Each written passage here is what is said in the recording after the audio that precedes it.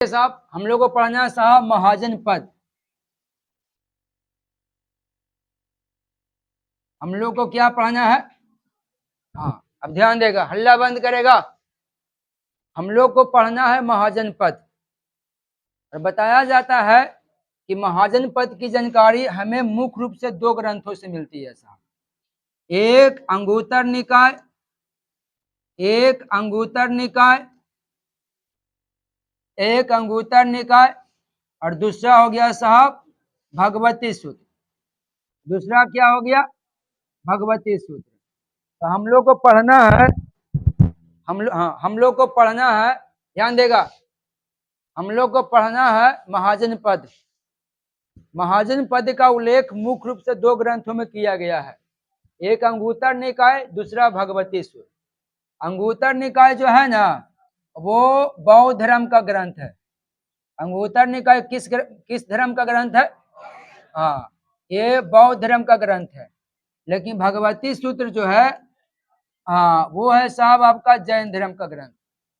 तो अंगुत्तर निकाय बौद्ध धर्म का ग्रंथ है, भगवती सूत्र जैन धर्म का ग्रंथ है। और प्राचीन काल में भारत में कुल महाजन पदों की संख्या 16 थी। प्राचीन काल में कितना महाजन पद था? हाँ, प्राचीन काल में कुल महाजन पदों की संख्या 16 थी।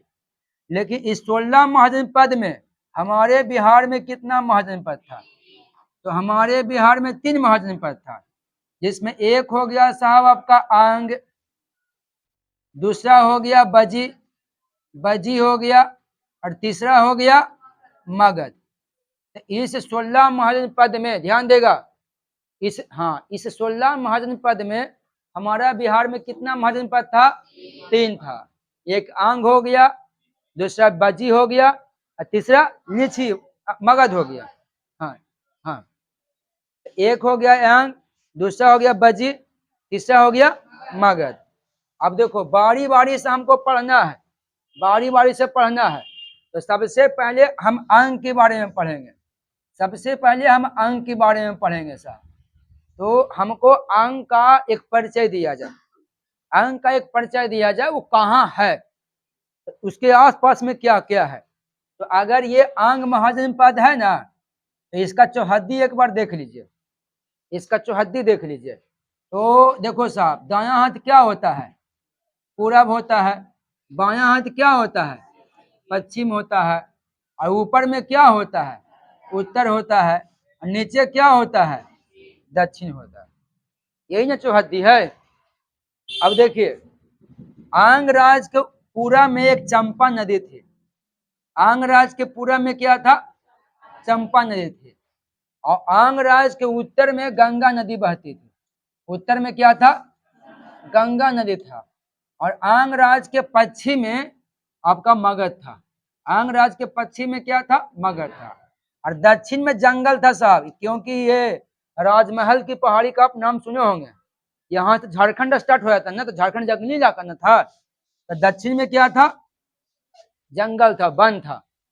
तो अगर मगध की चौहद्दी देखी जाए, अंग का, अगर अंग की चौहद्दी देखा जाए, तो अंग के उत्तर में गंगा नदी बहती थी, दक्षिण में जंगल था, राजमहल की पहाड़ी शुरू होती है, झारखंड स्टार्ट हो जाता है, फिर पूरा में चंपा था, पश्चिम में मगध था। झारखंड अब बना, लेकिन वो उसी का इलाका था, जंगल वाला। चलिए, ये हो गया अंग का चौहद्दी। चलिए, अब अंग का राजधानी पे बात करते हैं, अंग की राजधानी पे बात करते हैं साहब। तो ध्यान देगा, ये आंग हो गया, ये आंग हो गया। तो अगर हमसे पूछा जाए कि आंग की राजधानी कहाँ थी, हाँ, आंग की राजधानी कहाँ थी?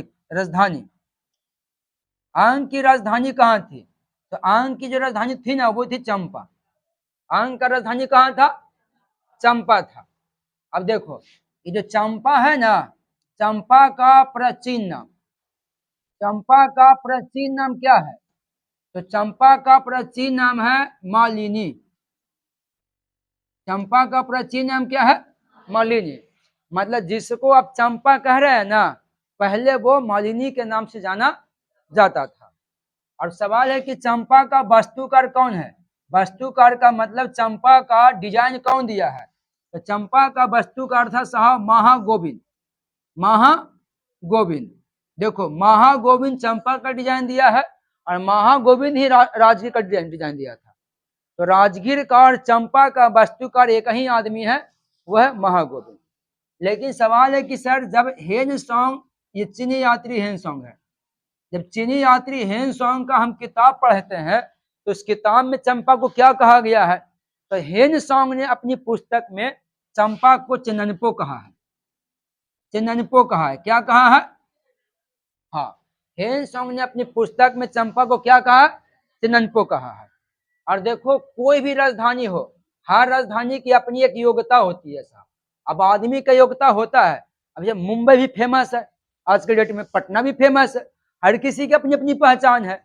तो चंपा किस लिए फेमस था, किस लिए प्रसिद्ध था? वो था व्यापार।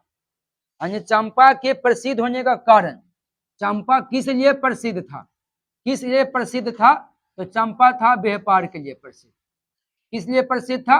व्यापार। अब सवाल है कि सर ये व्यापार के लिए प्रसिद्ध क्यों हो गया? क्या ये व्यापार करने में बहुत आगे था? तो हाँ आगे था। इसके लिए इसका प्राकृतिक है साहब।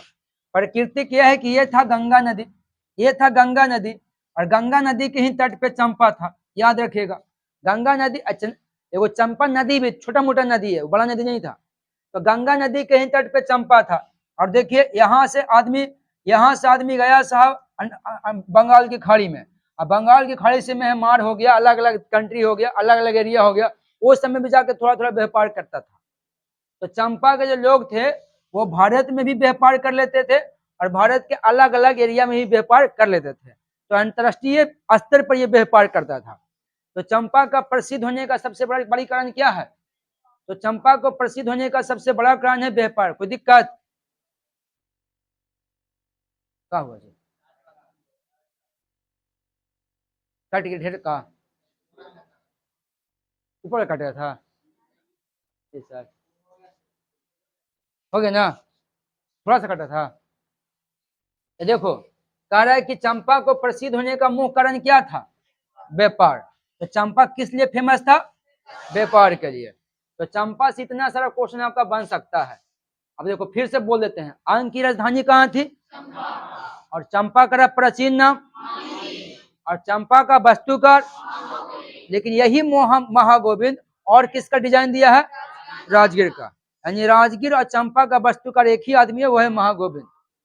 लेकिन हेन सॉन्ग ने अपने ग्रंथ में चंपा को क्या कहा है? और चंपा किस लिए प्रसिद्ध था?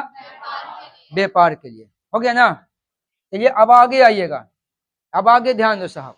ये आपका अंग है, ये आपका अंग है साहब, ठीक है। तो चलते हैं अब अंग का राजा के बारे में पढ़ते हैं। अंग के राजा के बारे में पढ़ते हैं साहब, समझना। तो अंग का ही राजा था लोमपाद। अंग का एक राजा था, ध्यान देगा, अंग का एक राजा था, उस राजा का नाम था साहब लोमपाद। लोमपाद। तो अंग का राजा लोमपाद था, ठीक। और एक अयोध्या था, एक अयोध्या था, अयोध्या, एक अयोध्या था। अयोध्या का राजा दशरथ था साहब। अयोध्या का राजा कौन था? दशरथ। तो दशरथ और लोमपाद एक दूसरे के मित्र थे। अच्छा ठीक, कोई दिक्कत नहीं, फिर से बोल देते हैं। देखो साहब अब हम पढ़ेंगे अंग के राजा के बारे में। अब हमें क्या पढ़ना है? अंग का राजा का बारे में पढ़ना। तो ये अंग हो गया और ये अंग का राजा हुआ। तो अंग में तो बहुत राजा बने, बहुत राजा आए, बहुत गए, लेकिन हमको वो सब राजा के बारे में पढ़ना है जो हमारे इतिहास में उसका चर्चा हुआ है। तो आंग राज का एक राजा था जिसका नाम था लोमपाद। आंग राज का एक राजा था, उसका क्या नाम था? लोमपाद। और एक आपका अयोध्या है साहब, ये क्या है?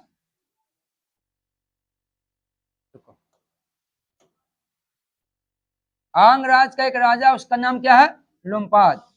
और आपका एक अयोध्या है, ये अयोध्या है, अयोध्या। तो बताया जाता है कि अयोध्या के जो राजा था वो दशरथ था। अयोध्या का राजा कौन था? दशरथ था।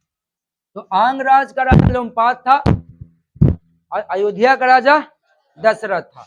ये दोनों एक दूसरे के मित्र थे, ये दोनों एक दूसरे के मित्र थे। तो आंगराज का राजा लोमपाद, अयोध्या का राजा दशरथ, एक दूसरे के क्या थे? मित्र थे। चलिए अब एक और राजा का नाम लेते हैं।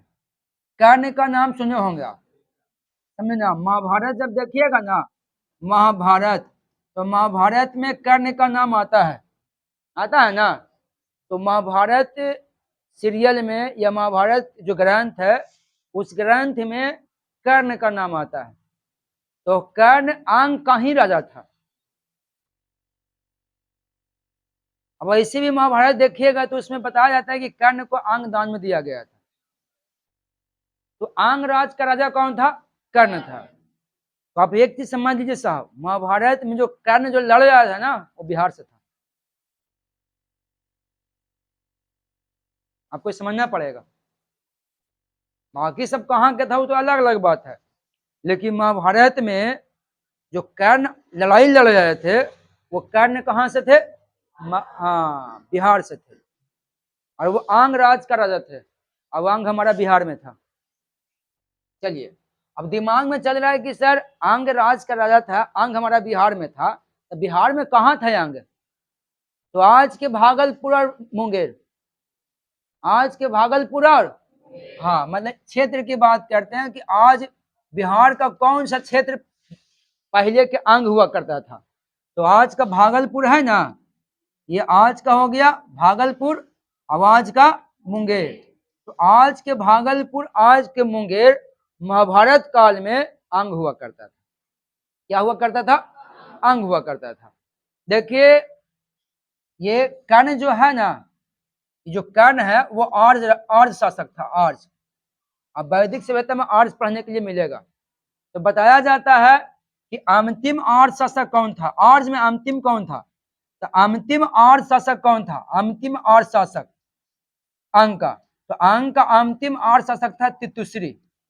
तितुश्री अंतिम शासक नहीं, अंतिम आर्य शासक था तितुश्री।